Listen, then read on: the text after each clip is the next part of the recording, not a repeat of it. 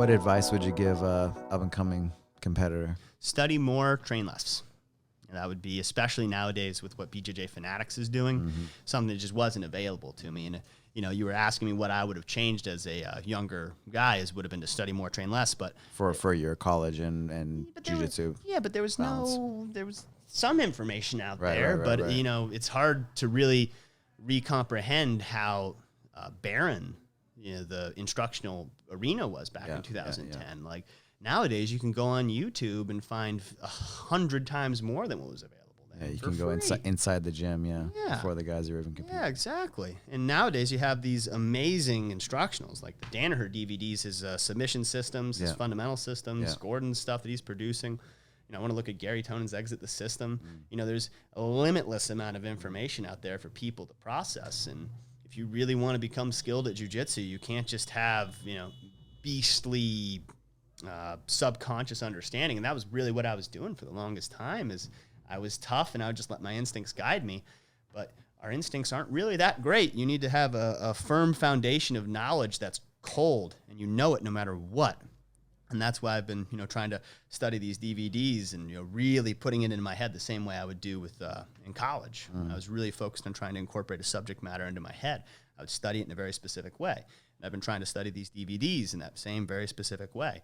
And I think it's finally getting into my brain in a point where it's not, kind of fuzzy, but it's down and it's cold. And I find myself when I'm training nowadays that I'll actually be pulling out that information, like making sure my grip is fully set elbow to hand on the thigh, and then I fall onto my elbow, and I do all the right things in the right moment. Cleaning your movements. Exactly.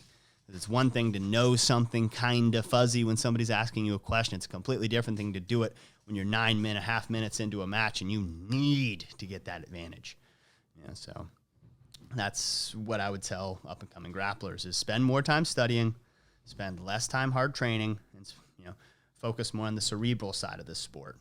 Because, you put too much into your physicality, you will get burned out. You need to an extent. For sure. That's the old school way, right? That's the old school way. Yeah, and there's old school. Well, every day, it's a part of it, right? Like the fight, you makes need you tough. to do For it. sure. You do.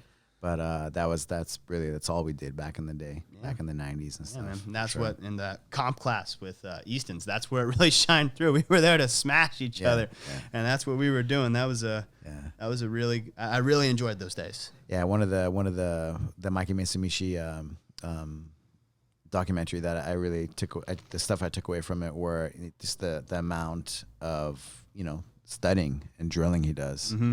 Yeah. And then the other thing is, like, when he had to find a way to win, he was down by, I don't know what happened, 2 points or something, like with like 30 seconds left at the finals of the Black World Championship, and he blacked out, and somehow, and when he woke up, he was on top, and he talked about that scenario a few times happening.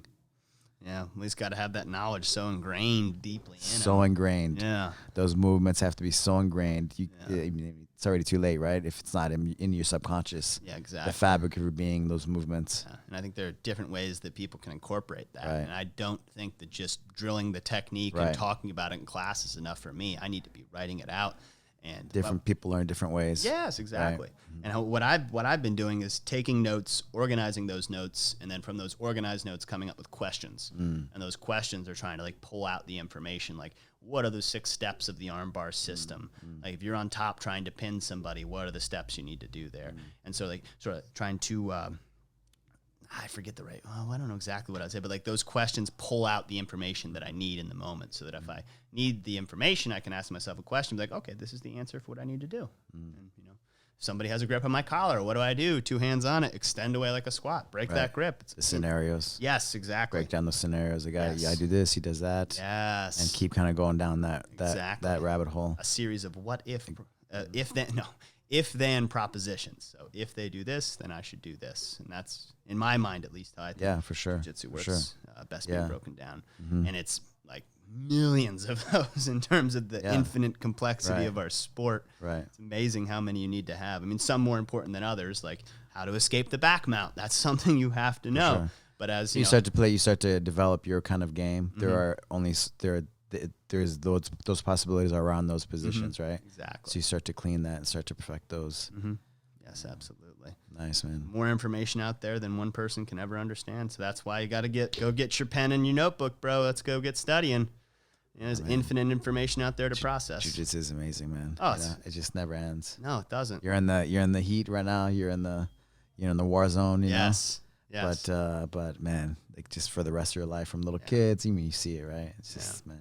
That's a great vector for improving our lives. And as we kind of briefly touched on, I've ebbed and flow into some not so great places, and jiu-jitsu's always been there to help ebb me back towards the right path, the better path, where you're focused on your goals and you're doing good things for yourself, and that leads to you doing good things for your community, and that leads to the world being a better place. And I think jiu-jitsu is a great vector for pushing more of us onto that positive vibe in our lives, because there are many other forces trying to pull us away from that. For sure.